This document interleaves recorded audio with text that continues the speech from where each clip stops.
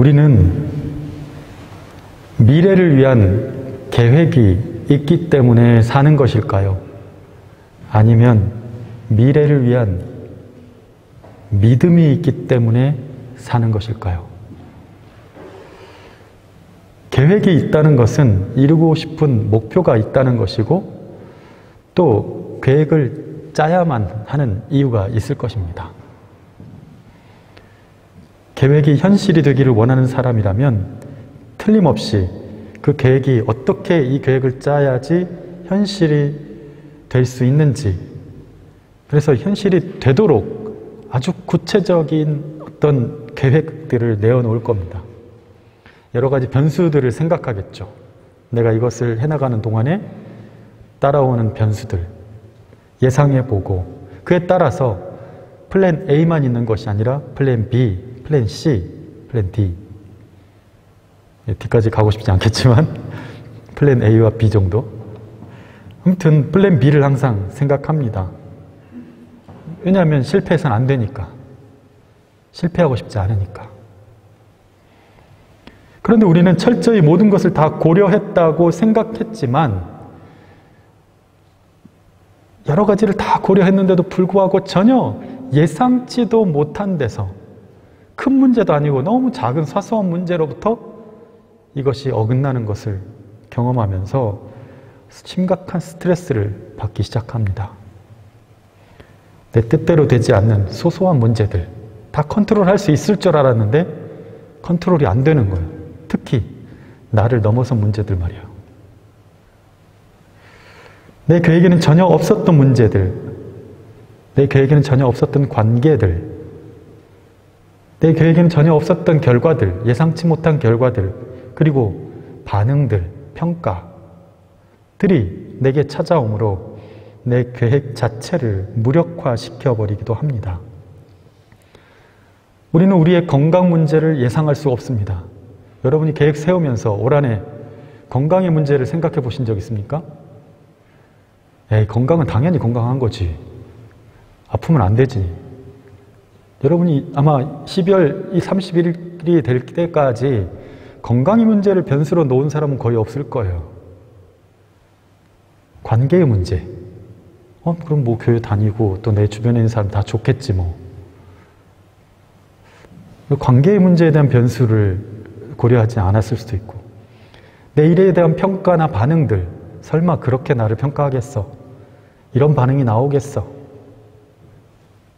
여러분, 수많은 변수들이 예고 없이 우리를 찾아옵니다. 또 한 가지, 계획이 현실이 되는데 외부적인 상황도 내가 컨트롤하기 힘든 부분들이 너무 많죠. 그런데 가장 중요한 것이 하나 있습니다. 바로 그 계획을 실천하는 나 자신. 가장 큰 요인이 사실은 외부적인 요건이 아니라 나 자신일 때가 많다는 거예요. 내가 과연 그 계획대로 움직여줄 것인지, 다른 어떤 외부적인 변수에도 불구하고 변함없이 흔들리지 않는 기계적인 값을 내어놓을 수 있는 나 자신인지, 철저히 나 자신이 원하는 상수값이 되어줄 수가 있는지가 가장 큰 요소겠죠. 우리는 항상 계획을 세울 때 나는 변하지 않을 거야. 왜? 내 의지가 지금 확고하니까.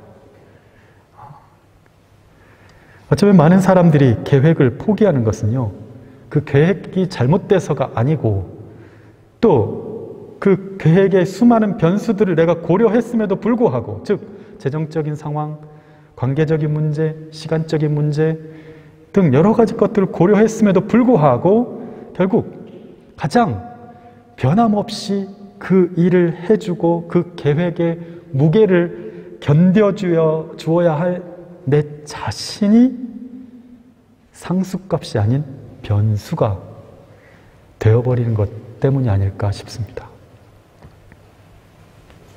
새해가 시작되고 일주일이 지났습니다. 오히려 뭔가를 시작해야겠다는 마음, 올해는 뭔가 달라져야 되겠다는 마음, 그것으로 인해서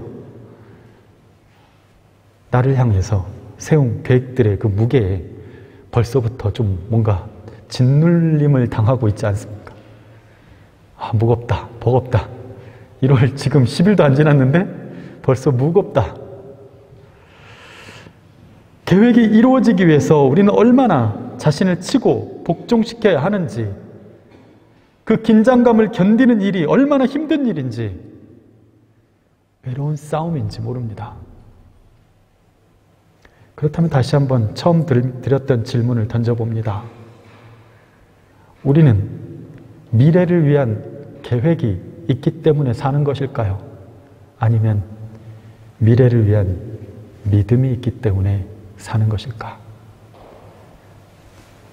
어쩌면 우리가 계획을 가졌다는 것은 그 어떤 것에 대한 믿음을 가졌다는 것이겠죠. 계획을 세웠다는 것은 그것이 이루어졌을 때 내 삶이 좀 더 나아질 것이라는 그 믿음이 있었던 것이죠. 내가 믿는 바, 나는 무엇을 믿는가? 내가 믿고 또 의지함은, 믿고 또 의지하는 것. 믿음으로 금을 던져, 깊은 곳에 금을 던져. 믿음으로, 무엇을 믿음으로 내 삶의 그 깊은 곳에다가, 그 블루오션, 레드오션에다가 내가 그물을 던질 것인가? 무엇을 믿기에? 우리가 올해부터 예배 때 다시 사도신경을 다시 고백하고 있잖아요. 사도신경은 나는 무엇을 믿습니다, 이거예요. 신경, 믿는 바를 얘기하는 거예요. 나는 이것을 믿습니다. 즉, 나는 전능하신 하나님을 믿습니다. 나는 하나님이 천지의 창조주임을 믿습니다. 나는 그의 유일하신 아들 예수 그리스도를 믿습니다. 내가 믿는 바가 있는 거예요. 여러분의 믿는 바는 무엇입니까? 올 한 해 나를 가슴 펴게 하고 내 눈에 힘이 들어가게 하고 위축될 때마다 자신감을 불러일으키고 있는 그 나의 믿는 바 말입니다. 누군가의 약속입니까? 아니면 하나님의 말씀입니까? 믿음, 그 믿음 하나가 여러분을 바로 이곳까지 오게 하셨고, 또 그 믿음 하나가 여러분을 어려운 상황 가운데서도 참고 인내하게 하였고 노력하고 또 노력하게 하였습니다. 오늘 본문에 나오는 12년 동안 혈류증을 앓았던 여인에게 믿음이라는 것은 무엇이었을까? 그동안 그녀가 가졌던 그 믿음은 총체적으로 다 깨졌어요. 그녀는 돈을 믿었었습니다. 왜?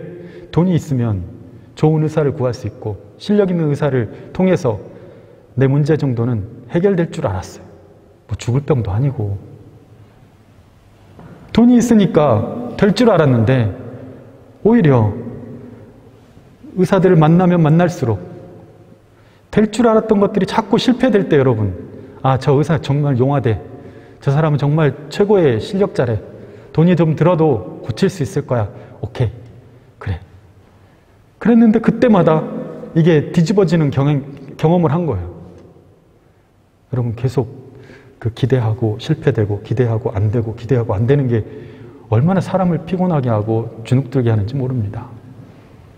오늘 26절 말씀 같이 한번 또 읽겠습니다. 26절 오늘 본문 말씀 한번 보겠습니다.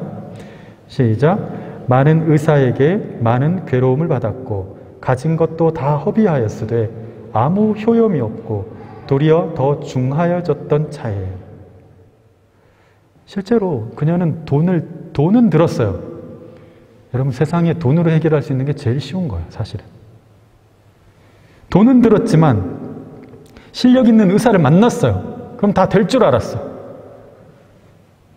의사를 믿었어요. 돈도 믿었어요. 그 기회를 주신 것도 난 다 그 기회가 나를 위한 기회라는 걸 믿었어요.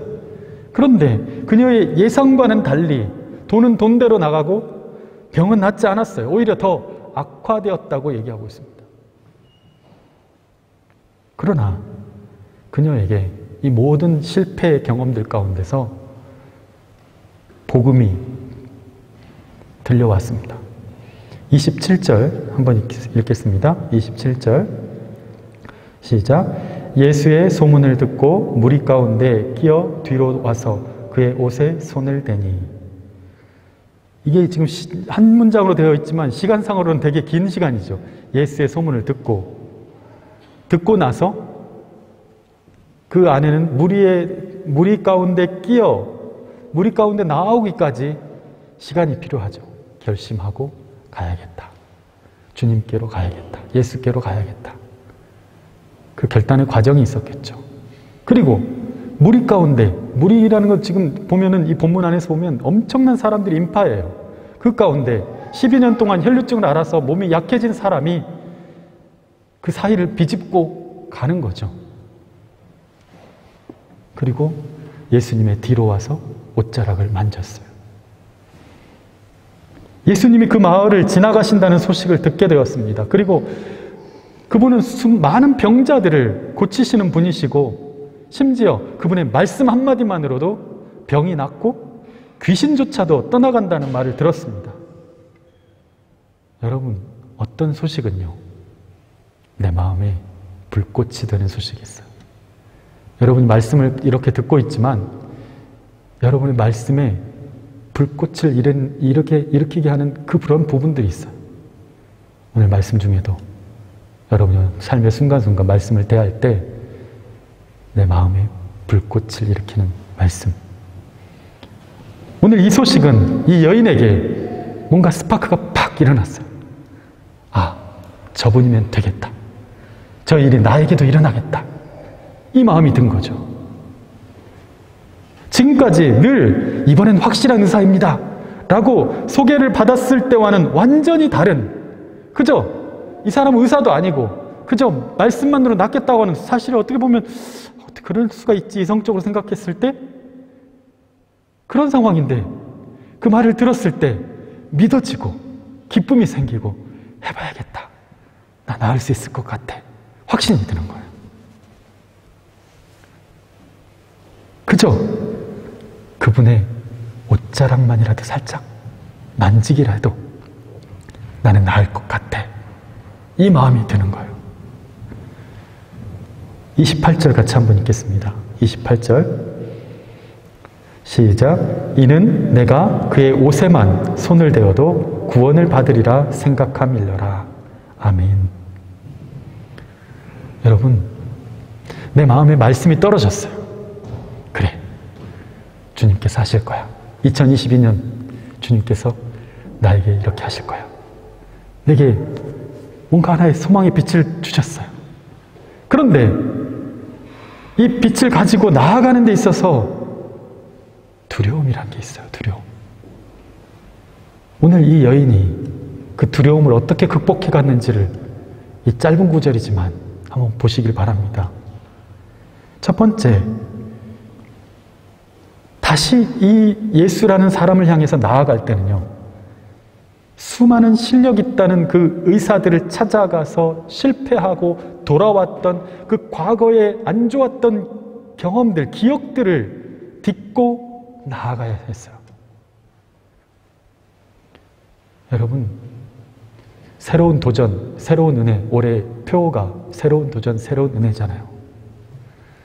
도전해야 되는 거 알겠어.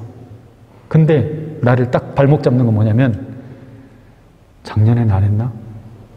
과거의 실패들, 과거에 내가 열심히 도전해보고 돈을 투자하고 했던 일들이 나에게 다르게 돌아왔던, 나의 예상과는 다른 결과들을 나한테 안겨줬던 것들이 나한테 안 좋은 기억들로 남아있어.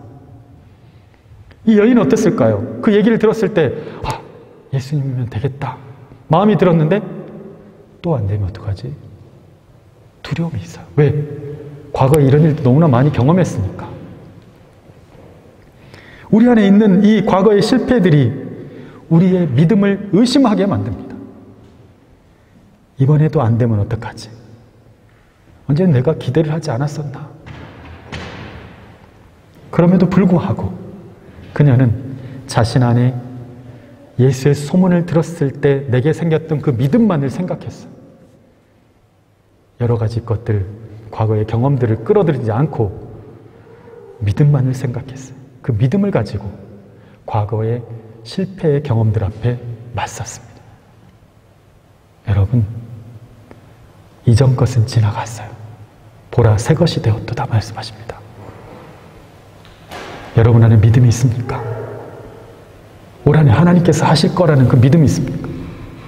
그것만 생각하세요. 과거의 기억들, 안 좋았던 실패의 경험들, 순간순간 잊었다고 생각했는데 또 확 올라와서 나를 화나게 하고 주눅들게 하는 그런 트라우마들 있잖아요. 그때마다 다 물리치고 그저 주님이 내게 주신 그 불꽃 하나를 붙들라는 거예요. 그랬기 때문에 오늘 이 여인은 그 실패에 대한 기억 속에서도 그걸 박차고 예수님께 가야겠다라고 나아가는 한 걸음을 뗀 거예요. 두 번째로, 그녀는 자신보다 더 중한 병을 앓고 필사적으로 예수님께 나아가는 사람들 사이를 지나가는 부담감에 맞섰습니다.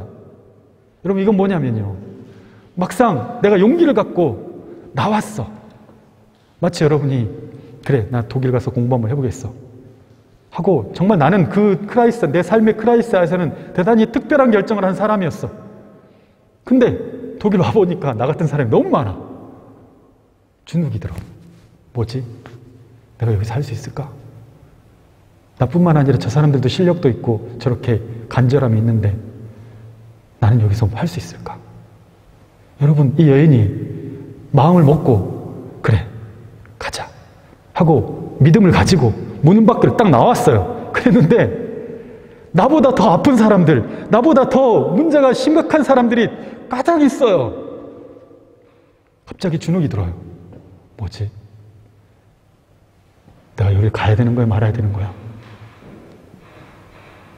여러분, 이런 상황인 거예요, 지금. 게다가 사람들이 너무 많고 나는 너무 힘이 약하고 12년 동안 병상에서 살아왔기 때문에 그 아픈 몸을 이끌고 저기를 과연 내가 비집고 갈 수 있을까? 가야 하나? 부담감이, 열등감이, 나만 이런 게 아니구나, 나만 독일 유학 온 게 아니구나, 나만 이런 상황이 아니구나, 내게 주신 확신을 일반화시켜버리면서 스스로 무너져버리는 거예요. 그러다 보니까 경쟁자가 너무 많다는 생각을 하게 되고, 저 사람들도 예수를 믿는데 예수님이 이 많은 사람들 가운데 나를 만나주겠어? 나에게 응답하여 주겠어? 여러분, 이런 마음 가지고 있는 사람이 되게 많아요. 제가 여기서 목회를 하다 보니까. 왜? 막상 나와보니까 너무 많아. 유학생들이 독일만 있나요? 프랑스도 있고 영국도 있고 미국도 있고. 한국을 들어갈 친구들은 벌써 계산이 복잡해져요. 플라츠는 한계가 있고.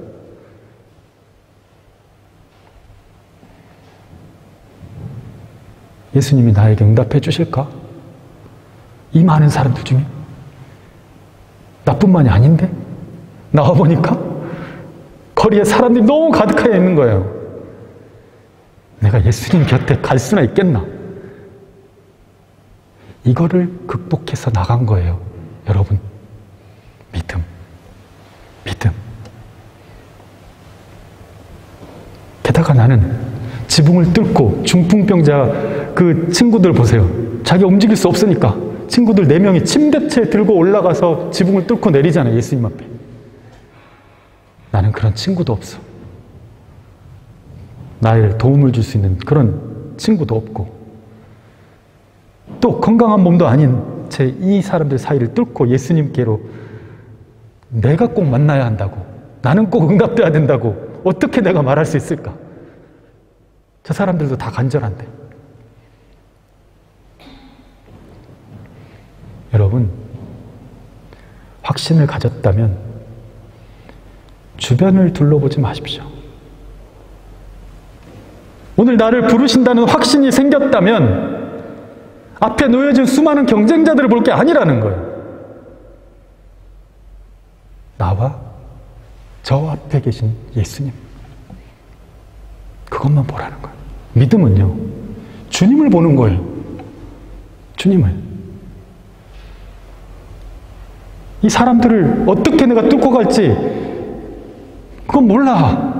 나는 그저 주님을 보고 나를 어떻게 하실 수 있는 분은 이 사람들이 아니라 저분인 것을 내가 보고 그냥 한 걸음 가는 거예요. 믿음입니다.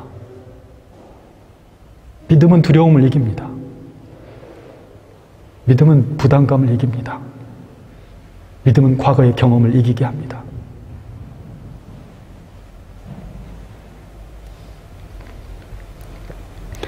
그녀는 그런 부담감이 있었을 텐데도 불구하고 믿음으로 그 사이를 비집으면서 결국 주님께 나아갔습니다. 그녀는 조용히 주님의 옷자락을 만졌습니다. 그녀는 경쟁자들을 바라보지 않았습니다. 오로지 나를 부르시고 나와 함께 하시고 내게 이 불꽃을 주신 예수님이면 되겠다고 하는 그 마음을 주셨던 그 마음 하나만 붙들고 갔어요. 여러분, 하나님 여러분 분명히 크게 들어 쓰십니다. 여러분 스스로 무너지지 마십시오. 여러분 눈앞에 보여지는 것 때문에 주눅들지 말고 경쟁자들을 보지 마세요. 오로지 내가 주님 앞에 가고 있는가? 내 눈에 주님이 있는가? 방향만 잘 잡고 있으면 사람들이 왔다 갔다 하고 그러면 막으면 좀 기다리면 되고 지나가면 다시 가고 어느새 주님의 옷자락을 만지는 날이 있다라는 거예요. 세 번째로 이 여인에게 이게 계속 진행되면 진행될수록 기쁨과 감사함 가운데 나아가야 되겠지만 우리 인생이 그렇습니까? 점점 다가가는데 뭐가 찾아오냐면 이번에도 실패하면 어떡하지? 내 인생에 이게 마지막일 수도 있다는 절박감이 또 생기는 거예요. 절박함. 많은 의사들도 포기한 질병, 게다가 그 병을 고쳐보려고 재산을 다 썼어요. 그런 상황 속에서 이제 마지막 유일한 남은 이 소망 하나를 붙들고 가고 있는 거예요. 이게 얼마나 외나무 다리를 걷는 것 같은 아슬아슬한 그 절박함 가운데 있습니까? 가다가 떨어질 것 같은 느낌 있잖아요. 저 끝까지 못 갈 것 같은 느낌. 얼마나 두렵고 마음이 압박이 되겠어요. 주님께 나아가는 그 길이 말입니다. 이것이 마지막이다라고 생각하고 가는 그 순간 말입니다. 어쩌면 지금 여러분들 중에 마음으로 이 2022년을 올해가 마지막이다 라는 마음으로 지금 비장한 각오로 외줄타기를 외줄을 위해 올라서 있는 기분으로 서 있는 분들도 있을지 모르겠습니다. 그러나 여러분, 소망이 있습니다. 바로 예수 그리스도이십니다. 오늘 이 여인에게 이 모든 것들을 가능하게 했던 것은 무엇입니까? 과거에 대한 실패들의 그 반복된 그 경험들, 그리고 내 앞에 놓여진 이 수많은 경쟁자들, 그리고 한 걸음 한 걸음 나아갈 때마다 소망과 기쁨보다는 절박함과 그래도 또 혹시나 하는 그 마음 가운데서 졸였던 그 순간들을 다 딛고 이겨내서 결국 예수님의 옷자락을 만지게 했던 그것이 무엇이냐는 거죠. 바로 믿음입니다. 믿음. 자신의 경험도 내려놓고 실패에 대한 기억도 내려놓고 수많은 비슷한 처지의 경쟁자들에 대한 부담감도 내려놓고 마지막일 수도 있겠다고 하는 그 절박함마저도 다 내려놓을 수 있었던, 괜찮아, 주님이 계시니까 라고 가슴 펴게 해줬던, 그 주님께 나아가게 했던 그것, 바로 여러분 그것은 뭐 거대한 믿음이 아니라 단순한 믿음이었어요. 단순한 믿음. 단순한 믿음 하나. 바로 믿음의 힘이었습니다. 여러분, 많은 것을 계획하기보다 여러분 마음 가운데 이 단순한 믿음 하나 있기를 바랍니다. 예수님이면 된다.